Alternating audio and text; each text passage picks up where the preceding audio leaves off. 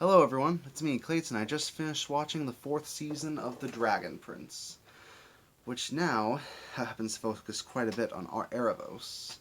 But let's get to the story, shall we?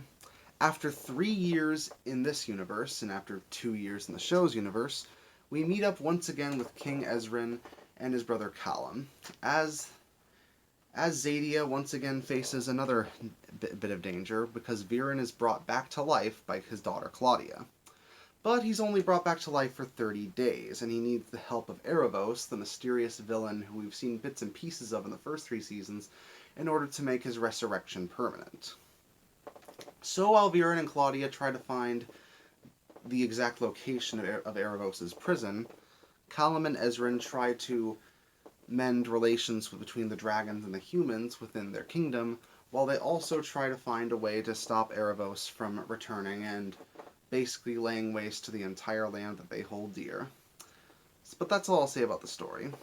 The story for this season happens to basically build upon what worked in the previous 3 seasons, and it happens to give us more world building, more interesting new characters, and more interesting conflicts that work well with the writers of the original Avatar: The Last Airbender.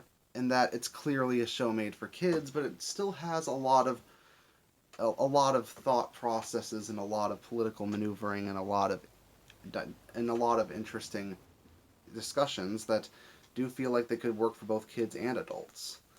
For example, there's a really good storyline between the humans and the Sunfire Elves where the humans who don't understand the Sunfire Elves' traditions end up in a conflict with them, and Queen Janai's brother Kareem tries to use that as a way to get the Sunfire Elves to appeal more to their traditions more so than to try and connect with the humans. Whereas Janai wants the two of them to coexist as one, especially since she's actually going to marry Amaya, which, considering all the stuff Amaya's gone through from the series, she deserves a cool wife. So, the way I see it, I like their relationship. And they are quite cute together at various scenes in the series.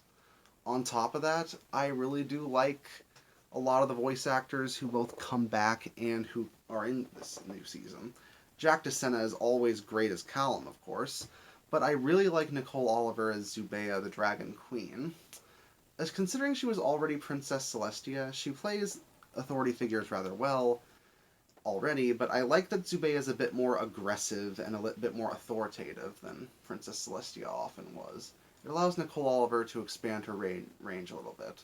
Plus, since Friendship is Magic's is done, she needed another authority figure to voice after all this time. So I think she'll do pretty well in the future seasons of Dragon Prince as well.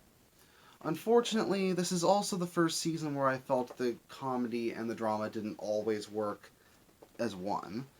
It's mainly in the early parts of the season. Now, don't get me wrong, the comic relief of the previous seasons is there as well, but I felt it was more adequately integrated.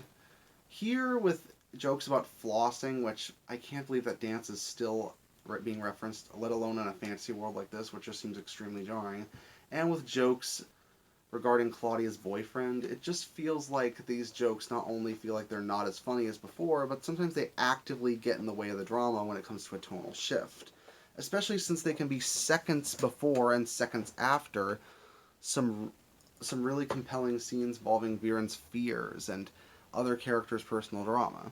Thankfully, those kinds of jokes go down more as the season goes on, and when the drama does kick in, it actually feels like it builds off of character dynamics and a lot of character beats of the previous seasons.